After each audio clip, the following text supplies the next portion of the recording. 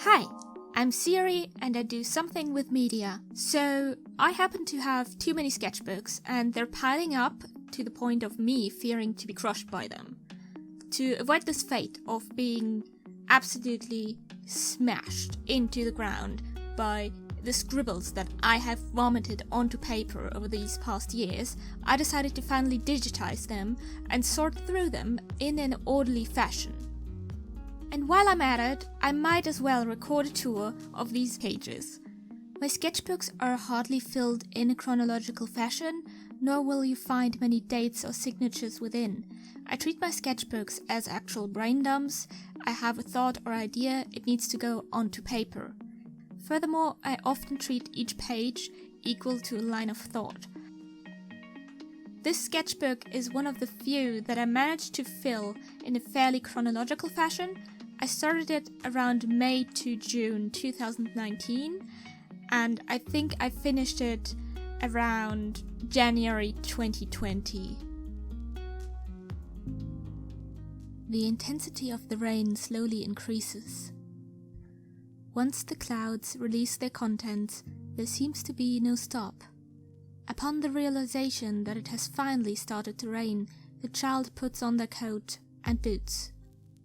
Maybe Mr. Frog will be out to play again today.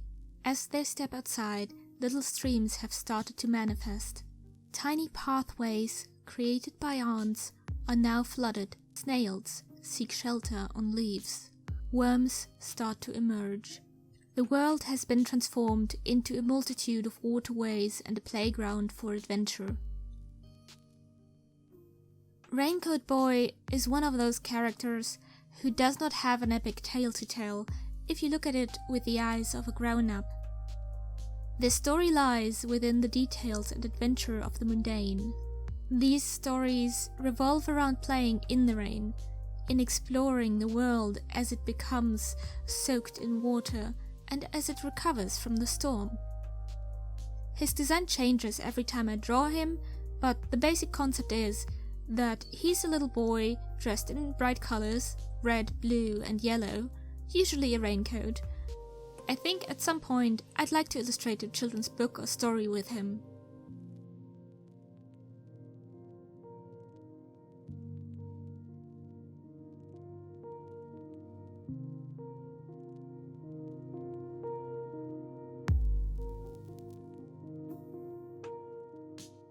Okay, so I wanted to sketch Azrael from Undertale, but from memory, but also I never really played Undertale that much.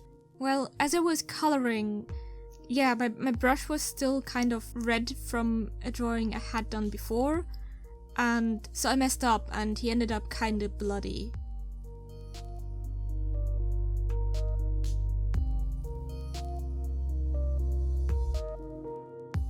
I feel like every time people find this page, I need to give context, so please let me give context. Back when I was in a middle of the night conversation with my back then boyfriend, I was searching for the English word for rhino, and I knew that it definitely was not nose horn, as my German brain tried to convince me of. So I started describing what I meant with Africa's unicorn. The real one, the fat one, with 2 horns. Fun fact, depending on the rhino species, you can either have rhinos with 2 or 1 horn.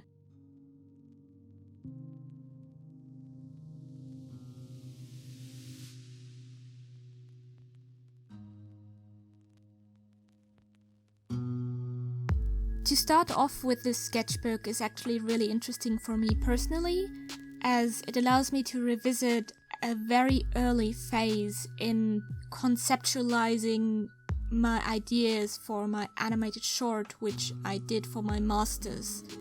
It's fascinating for me to really see how much the concept has developed over the course of the years that I've been working on it. I started out with revisiting my very first animatic that I made for my bachelor's degree in 2016 and started reworking it from scratch in hopes of maintaining the essence of the film. My key goal at the time was to get to know the protagonist and to figure out the story based on that. Back then, I was reading a lot on Ghibli and Hayao Miyazaki's work, and I tried to emulate some of that classic anime visual in my sketches. I wanted the camera perspective to be tied to the protagonist's potted plant. This idea did not make it into the final movie.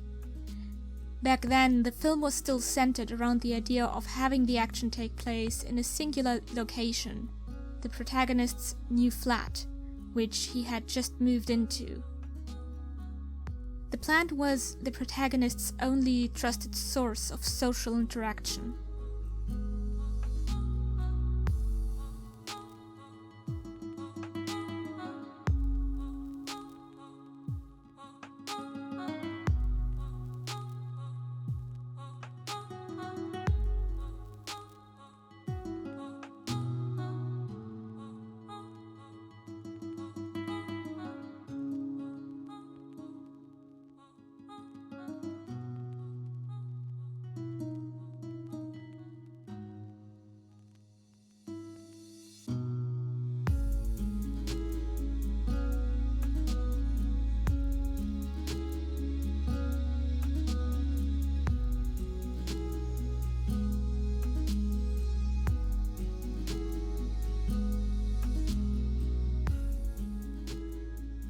This page happened while I was visiting London in July 2019. The Doodle is a fairly inaccurate depiction of a little cozy plaza we found while being out and about on a sketchbook tour. My partner and I sat down and had some good time with drinks and art.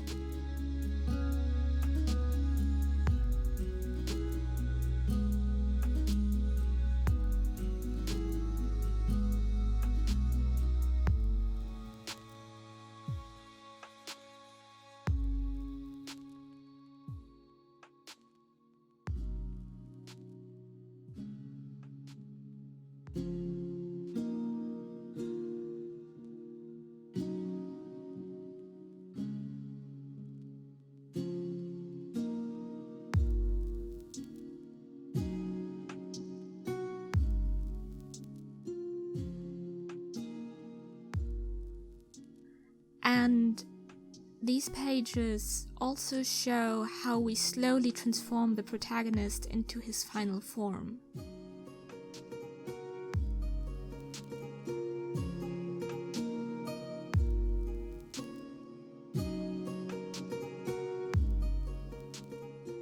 We pause the character development for some silly doodles of some spontaneous takes on Legally Blonde musical characters Elle and Emmett.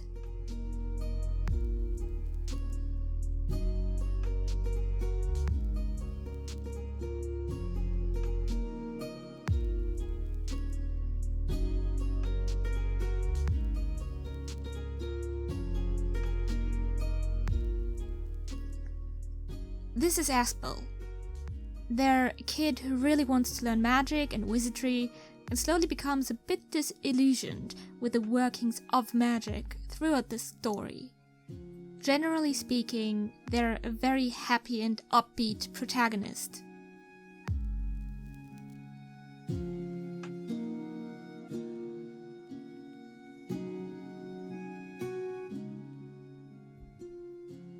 On these pages, I started plotting out the layout of some film locations. I was thinking about the spaces and rooms, just tried to get a general feeling of what that should be like. The location was specifically meant for the start of the film, where we see the protagonist moving out of his old space, leaving his wife. These drawings show him close to his final form. He started to become a lot more rectangular and less round, less cutesy and more edge. I think one of the most fun parts of figuring out a character is to learn how their face distorts and what makes them really convey their feelings best, even if the pose itself may break their jaw.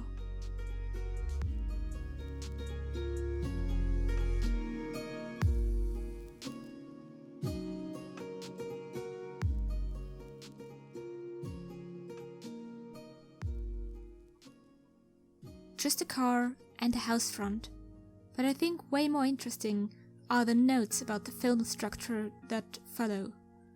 You see, this film never had a script in the traditional sense. Writing down the action in sentences felt wrong and soul-sucking.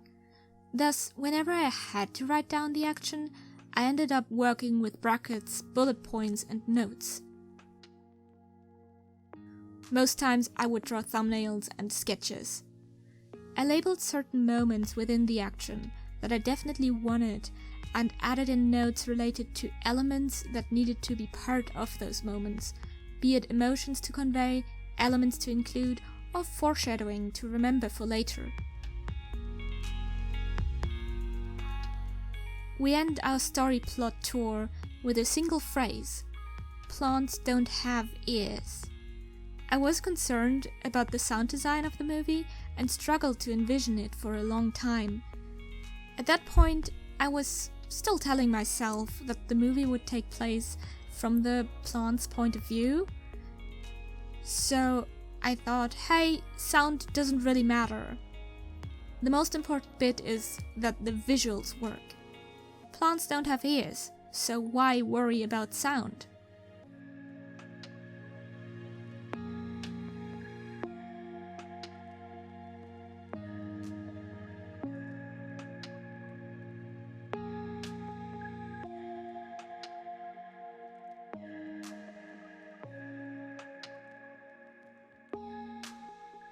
These sketches show the new flat of the protagonist, in which he moves into after escaping his abusive relationship. There's also a doodle of the room the protagonist decorated for his son, for when the kid moves in with him. Jumping back into fantasy story territory, these are attempts at remastering my first original plotline from when I was in elementary school. Instead of protagonist twins, nowadays I would probably opt for girlfriends. The story back then was basically about these separated at birth Destiny princesses who had to get back their kingdom from evil powers. Yeah, please. I was like 7 or 8. Please. No bully. All I would keep from back then nowadays would probably be the theme of being deeply connected to another human being, fighting some concept of evil. I'm not too big of a fan of just black and white good and evil concepts. I think it's a very simple way to frame the world. And having these two protagonists. In these doodles I thought about having one character be the knight to the other, who take the role of a princess.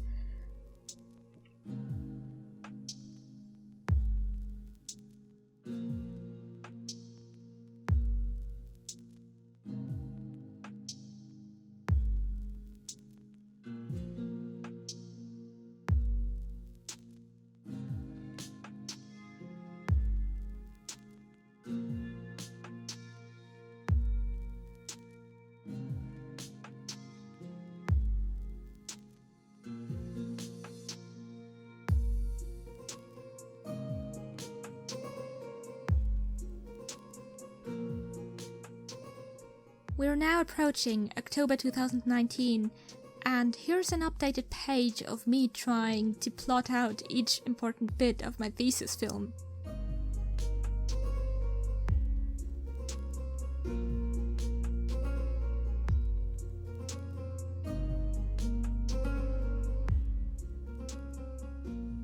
Back in 2019, I was still doing Inktober. Note, I'm not doing Inktober anymore due to the many controversies around the challenge creator. I tried to give the prompts a specific theme, so it wouldn't be just the prompt itself, but I would try to theme it around landscape and scenery. Beware the bridge. Never steer your boat underneath the bridge as its reflection completes the ring. Should you carry on, the devil may take your soul, your body trapped in a world that is not yours.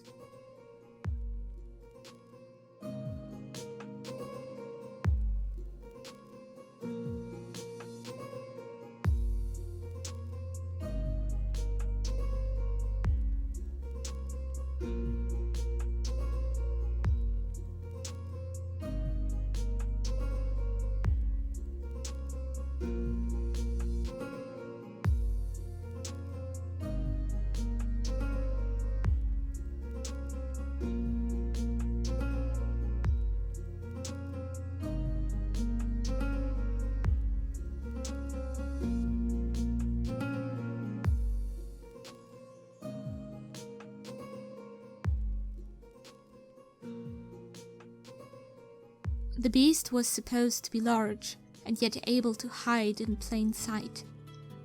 What exactly this was supposed to mean, he was not sure of. But as the earth shook, the ground rumbled, and the mighty roar of the creature filled the air, he realized his mistake. It was not just large, it was gigantic. The forests the beast was supposed to reside in were part of the beast itself. He had reached his destination. He had found the beast. Would he ever be able to leave its corpus?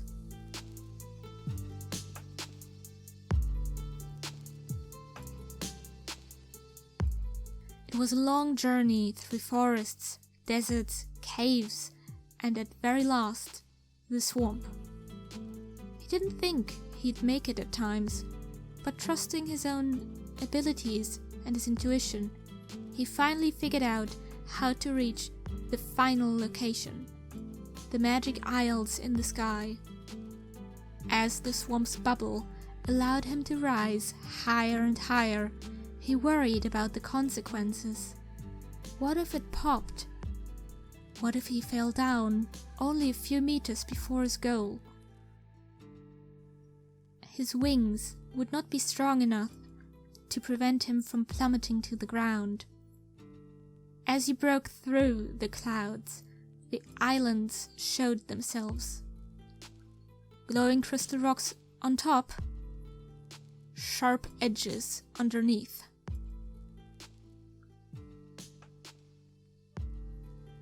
There it was, waiting for him, the sword resting amidst the crystals.